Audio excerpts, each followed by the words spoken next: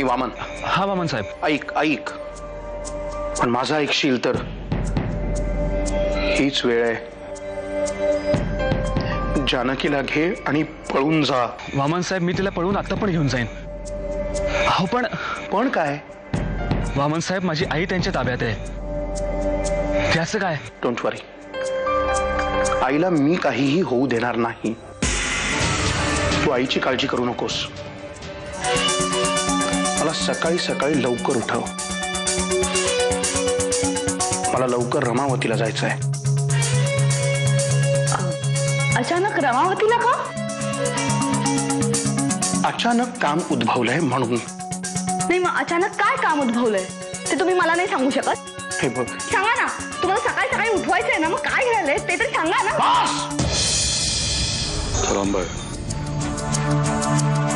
उद्या हळदी समारंभ आहे. राजनला उद्या संध्याकाळी उचला आणि आपल्या इंदोरच्या गेस्ट हाऊसवर पोहोचवण्याची व्यवस्था करा. आणि हो, माझा फोन आल्याशिवाय कुठलीही ऍक्शन घ्यायची नाही.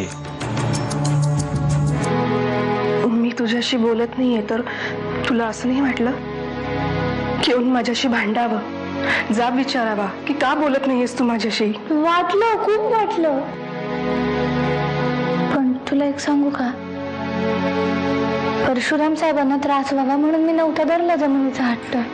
मला माहितीये जानकी, तुझी काहीच चूक नाही यात, म्हणून तर मी माफी मागायला आली ना तुझी. उद्या ऐन मुहूर्ताच्या वेळेला राजन मांडवात येणार नाही.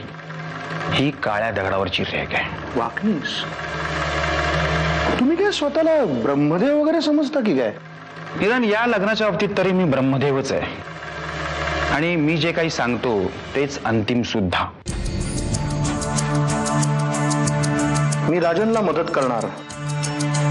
ही सुद्धा काळ्या दगडावरची रेघ आहे.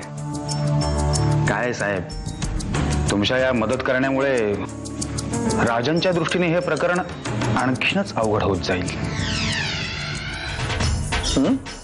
वाकणीस हा वामन किल्लेदार विडस्त असेल, नेभळट नाही. तुला आज जा म्हणलं ना. हे बघा सुभान काका, मला जानकीला भेटायचंय. तिच्यावरती खूप मोठं संकट येणार आहे. बघ, माझी पोरगी कंचाबी संकटात असली ना तर तिला त्या संकटातून सोडवण्यासाठी तिचा बाप जिद्द आहे. अजून जा म्हणलं ना.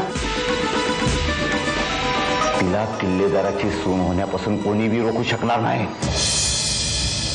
काय बोलताय तुम्ही? तसं असेल ना तर मग मला तुमचा अडसर दूर करावा लागेल. आज जा म्हणलं ना तुला. राजन, आज चल. जा म्हणलं ना.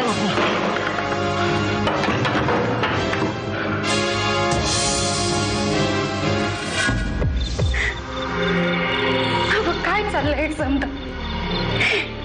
जानकी किल्लेदारांची सून होणार म्हणजे अहो, पण हे ठरलं कवा? त्या दिवशी हत्यावेळी लग्नाचा विषय काढला. त्यावेळी मी त्यांना विचारलं मुलगा कोण. त्यावर त्या म्हणल्या, मी जानकीचा हात नरसिंहाच्या हातात देणार आहे. अहो, काही धोंडा बिंडा पडला की काय तुमच्या आखलीवर? पोटच्या पोरीला काही नरकात ढकलायला निघालात का काय? धोंडा तुझ्या अकलेवर पडलाय. बाबा चला ना, खूप मजा येईल.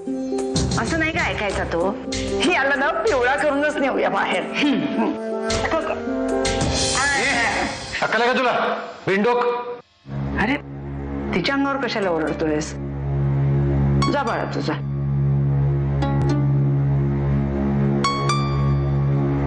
कशाला रे उगीच चांगल्या दिवशी तिच्या अंगावर ओरडलास?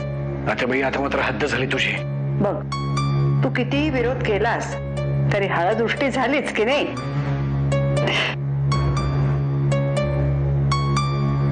चला, माझं काम झालं. कोणी म्हणायला नको रीतिरिवाज पाळले नाहीत म्हणून. मी आधी मांडवात तर आला पाहिजे. तू मांडवात येणार आणि तुझ्या याच हाताने जानकीच्या गळ्यात मंगळसूत्र सुद्धा घालणार.